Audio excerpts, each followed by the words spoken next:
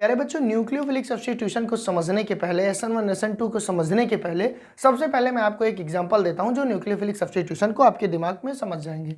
ठीक है ना, आपके दिमाग में सीधा घुट जाएगा, अटैक कर देगा और बोलेगा हम ही है भैया, पहचान लो। देखो, हमको किस में कराना है? हेलोएल्केन में। तो हमने क्या ले लिया? CH3X, ये हमारा एक हेलोएल्केन हो गया। ठीक है, इसकी रिएक्शन हमने करा दी एक स्ट्रॉन्ग न्यूक्लियोफाइल से। अब ये हमारा क्या है प्यारे बच्चों? जो हमारा हेलोजन होता है ये हमारा वीक न्यूक्लियोफाइल होता है। जो हमारा हेलोजन है इस केस में हमारा वीक न्यूक्लियोफाइल है। और जो प्यारे बच्चों वीक न्यूक्लियोफाइल होते हैं वो बेटर लिविंग ग्रुप होते हैं। वो क्या होते हैं? वो बेटर लिविंग ग्रुप होते हैं। सर ये आप क्या बोल रहे हैं? हाँ मैं सही बोल रहा हूँ। जो भैया वीक न्यूक्लियोफाइल है, जैसे मैं यहाँ खड़ा हूँ बोर्ड के पास, ये बोर्ड हमारा ये बोर्ड हमारा CH3 और मैं X हूँ, हेलोजन हूँ। भाई X का मतलब हेलोजन, हेलोजन का मतलब तुम लोग पढ़े लिखे हो, फ्लोरीन, क्लोरीन, ब्रोमीन, आयोडीन, यही होता है ना? हाँ सर। अब भैया मान लो मैं बोर्ड के साथ खड़ा हूँ, ये हमारा CH3 है, मैं आपका हेलोएल्केन हूँ, हम दोनों मिलके हेलोएल्केन, ये एल्केन है, मैं हेलो हूँ। ठीक है ना? अब मान लो कोई न्यूक्लियोफाइल आया, कोई दूसरा टीचर आया जो हमसे ज़बरदस्त है या किसी रीज़न बस, तो हमको कहाँ जाना पड़ गया? हमको यहाँ जाना पड़ गया और वो हमारी जगह पे आ गया, तो उसने हमको सब्स्टिट्यूट किया। वो स्ट्रांग था, वो भी न्यूक्लियोफाइल था, हम भी, तो हम क्यों यहाँ आ गए? हम वीक न्यूक्लियोफाइल थे, हम डर गए और हम भागने वाले थे। हम बेटर लिविंग ग्रुप थे। हर week nucleophile better leaving group होता है। बेटर लिविंग ग्रुप कौन सा? रही जो जल्दी से भाग जाए, जैसे हम खट से भागे। ओके, तो अब भैया जब ये आएगा यहाँ तो ये भागेगा। ओके, तो रिएक्शन क्या होगी? रिएक्शन बनेगी CH3NU प्लस X माइनस। तो भैया ये हुआ हमारा न्यूक्लियोफिलिक सब्स्टिट्यूशन का एक खूबसूरत सा एग्जांपल, जहां पे हमने ये भी न्यूक्लियोफाइल है, ये भी न्यूक्लियोफाइल है, फर्क यह स्ट्रॉन्ग आया, वीक तुरंत भागा और बना क्या? ये और ये। तो ये जो रिएक्शन है न्यूक्लियोफिलिक सब्स्टिट्यूशन रिएक्शन की एक बेहतरीन एग्जाम्पल है। अब हम लोग को डिस्कस करना है कि न्यूक्लियोफिलिक सब्स्टिट्यूशन रिएक्शन की मैकेनिज्म क्या है। भाई ये दो तरह के मैकेनिज्म को दिखाता है। सर ये मैकेनिज्म क्या होती है? मैं नहीं समझ पाया। मैकेनिज्म मतलब दो रास्ते। ठीक है ना? तो मैं यहाँ पे सबसे पहले तो इसे हम एसन रिएक्शन भी कहते हैं न्यूक्लियोफिलिक सब्स्टिट्यूशन को। बेसिकली सबसे पहले ये दो पार्ट में हमको पढ़नी है। सबसे पहले हमको पढ़ना है SN1 और हमको पढ़ना है SN2। तो पहले मैं एक ब्रीफ ओवरव्यू दे दूं, आप बिल्कुल परेशान मत होना कि सर मैकेनिज्म नहीं बताया, लग रहा है सर जी इतने में ही निपटा देंगे। नहीं यार, काहे परेशान हो, ऑर्गेनिक को एकदम चीड़ फाड़ दूंगा, परेशान मत हो। सबसे पहले तो इसका फुल फॉर्म देखें, थोड़ा समराइज कर लें, फिर अभी पढ़ेंगे SN1 SN2 की दोनों की मैकेनिज्म। आइए भैया, फुल फॉर्म जब हम देखेंगे तो S for substitution, S for substitution, N for nucleophilic, nucleophilic, और 1 फॉर यूनिमालिकुलर। ओ सर अब समझे ये 1 क्या लगा है? हाँ, तो S for substitution, N for nucleophilic, 1 for unimolecular. इसको हम कंबाइनली कहते हैं यूनिमालिकुलर सब्स्टिट्यूशन न्यूक्लियोफिलिक रिएक्शन या यूनिमालिकुलर न्यूक्लियोफिलिक सब्स्टिट्यूशन रिएक्शन। अच्छा सर, इसका क्या होगा? फिर वही S for substitution, N for nucleophile, दो मतलब बाई मालिकुलर। ओके सर, अब जरा प्यार से देखो भाई, इसका पूरा नाम bimolecular nucleophilic substitution reaction, इसका पूरा नाम unimolecular nucleophilic substitution reaction. Okay sir, आज के बाद नहीं भूलोगे ना? नहीं भूलूंगा sir. Unimolecular nucleophilic substitution reaction, bimolecular nucleophilic substitution reaction. अच्छा सर, ये यूनी और बाई का क्या मतलब है? यूनी का मतलब भैया कि रेट डिपेंड जो इस रिएक्शन की रेट होगी, केमिकल काइनेटिक्स में रेट पढ़े हो, अभिक्रिया की गति, रिएक्शन का रेट कितनी तेज हो रही है ना सर, पढ़े हैं? हाँ, तो ये जो रेट डिपेंड होगी, rate depend on only one molecule, only one molecule. तो प्यारे बच्चों एक चीज समझो, ये मुझे पता है तुम्हें कम समझ में आ रहा है, क्यों? क्योंकि अभी मैकेनिज्म में सारा खेल, बाकी वहां तो समझोगे ही। मैं यहाँ पे बस समराइज कर रहा हूँ कि यूनी मॉलिक्यूलर कहाँ से है। यूनी का मतलब एक, मॉलिक्यूलर का मतलब मॉलिक्यूल। जो जिस रिएक्शन की रेट एक मॉलिक्यूल पर डिपेंड हो, यूनी मॉलिक्यूलर होते हैं। हम लोग इसको बोल भी देते हैं भाई, क्या बोलते हैं कि ये फर्स्ट ऑर्डर की रिएक्शन है। हालांकि ऑर्डर और मॉलिक्यूलरिटी एक डिफरेंट है, आपको केमिकल कॉन्टेक्स्ट में पढ़ाया गया, मैं अभी ओवरऑल समराइज कर रहा हूँ। और ये जो रिएक्शन होती है SN1 प्यारे बच्चों, ये 2 स्टेप में होती है। कितने स्टेप में? 2 स्टेप में। सर अब ज़्यादा मत बताइए, ऐसे नहीं समझ पाएंगे आप, डायरेक्ट मैकेनिज्म पे चलिए। ठीक है, चलता हूँ। यहाँ पे 2 का मतलब क्या है? 2 का मतलब है कि जो रेट होती है वो हेलो एल्केन के साथ साथ न्यूक्लियोफाइल पे भी डिपेंड करती है। 2 का मतलब 2 मॉलिक्यूल, और इस केस में केवल एक पे डिपेंड करती है, मतलब केवल और केवल हेलो एल्केन पर डिपेंड करती है, न्यूक्लियोफाइल पे डिपेंड नहीं करती।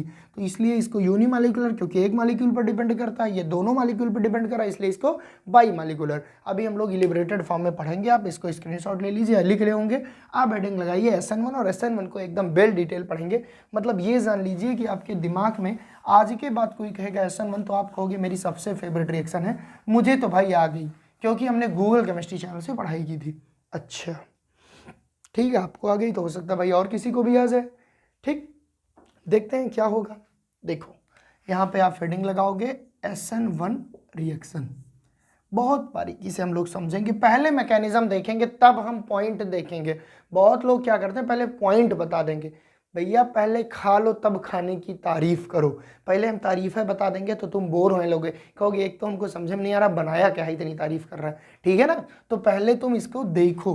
SN1 भैया हेलो एल्केन एक लेना है, चलिए मान लीजिए हमने ले लिया CH3X, ठीक है, नॉर्मल अभी हम दिखा रहे हैं। इसकी रिएक्शन एक स्ट्रॉन्ग न्यूक्लियोफाइल से करानी, हमने ले लिया Nu-।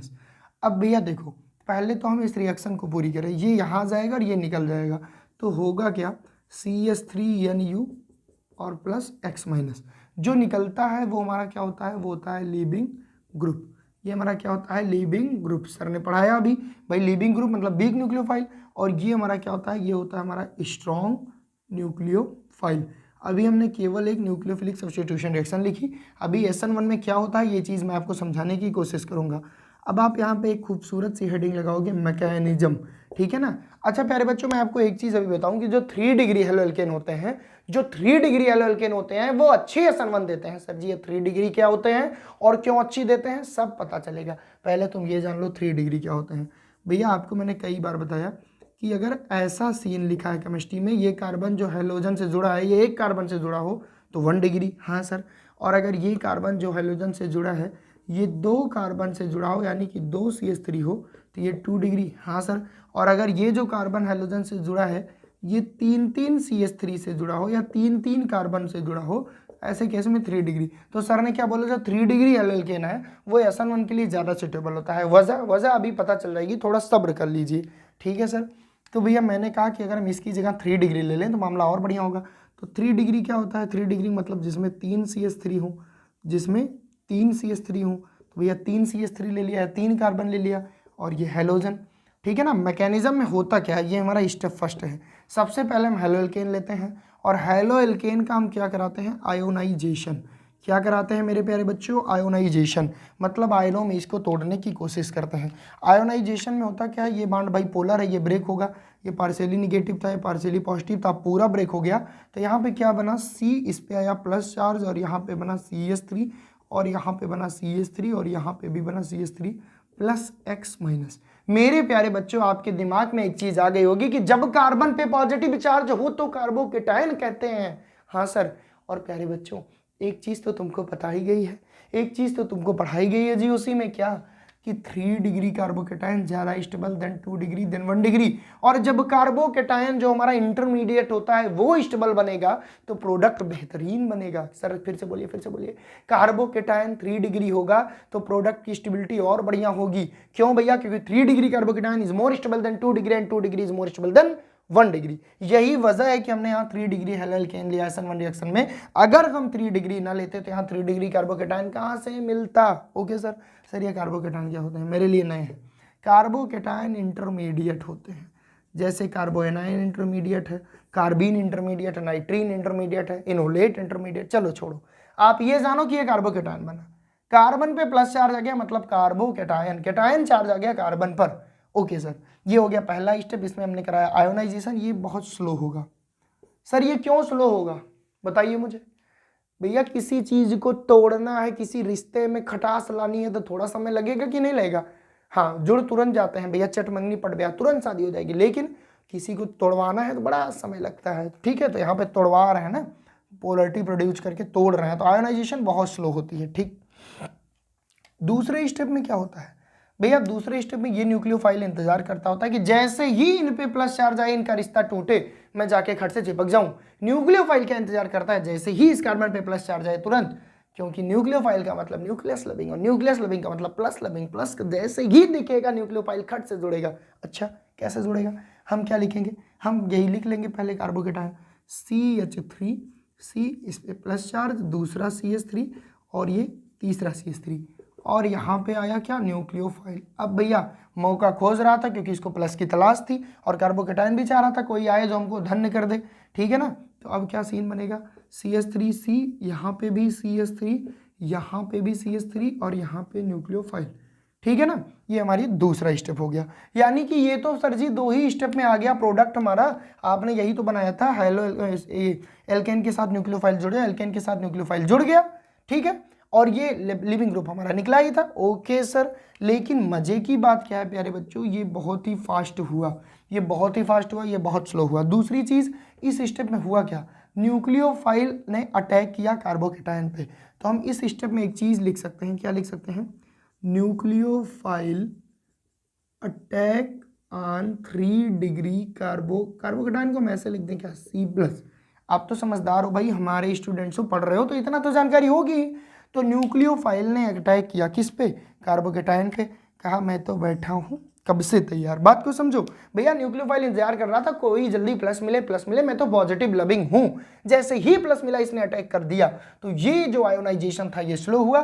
फिर न्यूक्लियोफाइल ने अटैक किया 3 डिग्री कार्बोकेटायन, जो कि बहुत तेज हो, क्यों, ये इंतजार कर रहा था, वो भी बेसब्री से इंतजार कर, खट से जुड़ गए।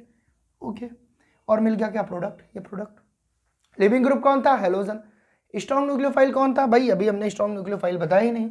स्ट्रॉन्ग न्यूक्लियोफाइल में हमारे जैसे KOH ले लिया, KCN ले लिया, ये सब हमारे स्ट्रॉन्ग न्यूक्लियोफाइल है। यहाँ OH, यहाँ CN, ठीक है, जरूर नहीं इतने ही, बहुत सारे हैं, ऐसा नहीं कि बस इतने ही, अल्कोहल भी ले सकते हैं, ठीक है ना। ओके सर, तो ये हुआ हमारा प्यारे बच्चों SN1 रिएक्शन। इसमें 2 चीज़ें आपको जानना बहुत ज़्यादा जरूरी है। सबसे पहले तो ये रिएक्शन 2 स्टेप में होती है, स्टेप फर्स्ट, स्टेप 2। पहले स्टेप में आयोनाइजेशन होता है, आयोनाइजेशन में बॉन्ड ब्रेकिंग होती है, तो ये बहुत ही स्लो होता है। दूसरे स्टेप में न्यूक्लियोफिलिक अटैक करता है 3 डिग्री कार्बोकेटायन पे। पहले स्टेप में 3 डिग्री कार्बोकेटायन जो बनता है ये इंटरमीडिएट है। दूसरे स्टेप में इंटरमीडिएट 3 डिग्री कार्बोकेटायन पे न्यूक्लियोफाइल अटैक करता है और बहुत तेजी से रिएक्शन होकर प्रोडक्ट बनाता है। अब मेरी बात सुनिए, की पॉइंट क्या है इस नेम रिएक्शन की, इस SN1 रिएक्शन की। सबसे पहले तो मैं तुमको ये समझा दूं, यहाँ पे मैं की पॉइंट लिखता हूँ, इसको रफ करके एकदम वेल डिटेल हम लोग पढ़ेंगे भैया, एकदम वेल डिटेल आपको आज एकदम आपके जहन में उतार दूंगा SN1, ठीक है ना। जो की पॉइंट है हम वो लिखते हैं। की पॉइंट मतलब जो आपको बहुत सारे टीचर पहले ही लिखवा देते हैं। पहला की पॉइंट ये 2 स्टेप रिएक्शन है, 2 स्टेप रिएक्शन है, जो देखा हूँ वही लिखाऊंगा। दूसरा की point carbocation intermediate form, carbocation में हट जा रहा हूँ जिससे तुमको दिखे, कार्बोकेटायन इंटरमीडिएट कौन सा, 3 डिग्री कार्बोकेटायन। और भैया क्या चीज़ है, और क्या चीज़ है, first step ionisation. First step में क्या हुआ, आयोनाइजेशन कैसे हुआ, स्लो, ठीक। सेकेंड स्टेप में क्या हुआ, मैं यहाँ पे लिख दे रहा हूँ। सेकेंड स्टेप में क्या हुआ, सेकेंड स्टेप में nucleophilic attack on 3 degree carbocation. मेरी बात को समझना, ये सब की पॉइंट है। ये 2 स्टेप रिएक्शन है, कैसे 2 स्टेप में हुई, 3 डिग्री कार्बोकेटायन का फॉर्मेशन होता, बिल्कुल हुआ। पहले स्टेप में इन्होंने आयोनाइजेशन कराया, यानी कि स्लो रिएक्शन हुई। दूसरे स्टेप में हमारा न्यूक्लियोफाइल ने अटैक कर दिया 3 डिग्री कार्बोकेटायन पर। ओके सर, तीसरी बात हम जो बिना आपको बताए लिख रहे हैं, क्या लिख रहे हैं, फर्स्ट ऑर्डर रिएक्शन। क्यों, और एक चीज और लिख रहे हैं, जो इस रिएक्शन की रेट है वो केवल और केवल CH3X यानी हेलो एल्केन पर डिपेंड कर रही है, न्यूक्लियोफाइल पे नहीं। आइए पढ़ते हैं भैया क्यों। देखो मेरे होनहार छात्रों, मैं तुमको एक तगड़ा वाला एग्जांपल दूं, तगड़ा। ये सर क्या होता है, मान लीजिए ये आपका घर है, ये आपका स्कूल है।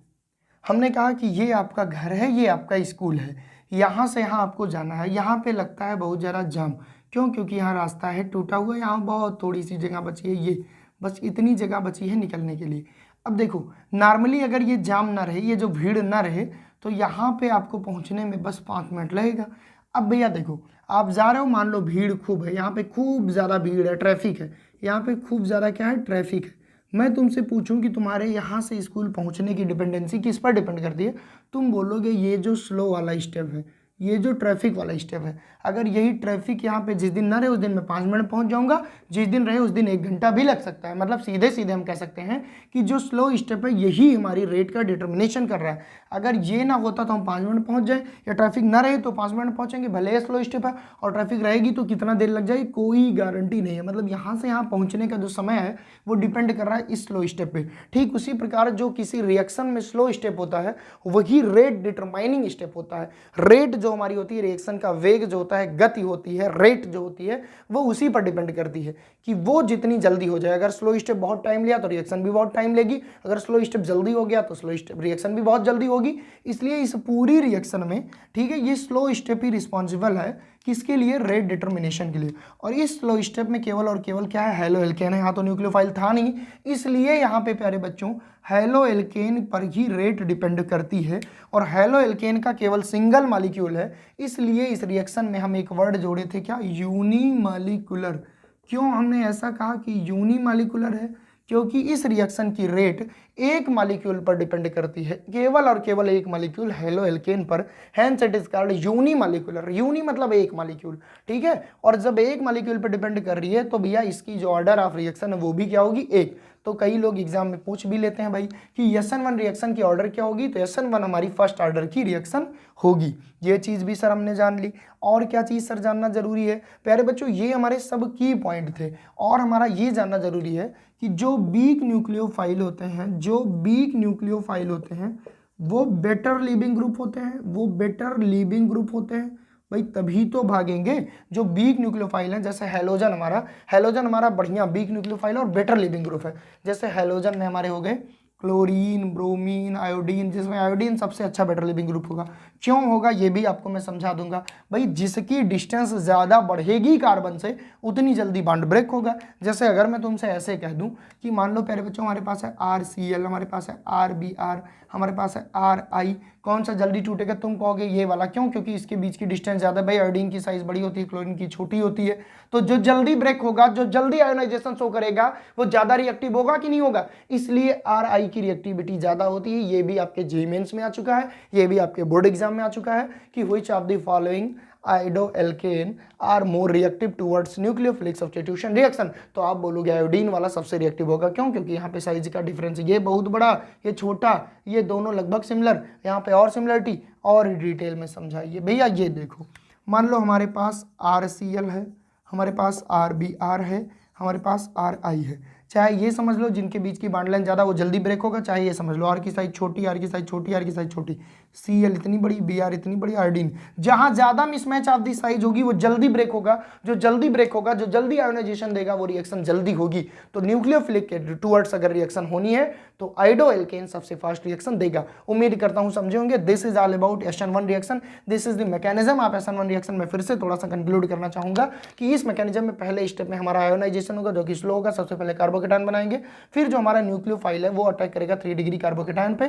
क्यों हमने 3 डिग्री हेलोएल्केन लिया, क्योंकि 3 डिग्री हेलोएल्केन लेने से 3 डिग्री कार्बोकेटायन बनेगा और 3 डिग्री कार्बोकेटायन की स्टेबिलिटी सबसे ज्यादा होती है इन कंपैरिजन टू 2 and 1। ये वजह है हमारी पूरी, और ये हमारा प्रोडक्ट बन गया। तो ये हमारे प्यारे बच्चों सबसे पहले SN1 रिएक्शन का एक बहुत ही खूबसूरत सा एग्जांपल था।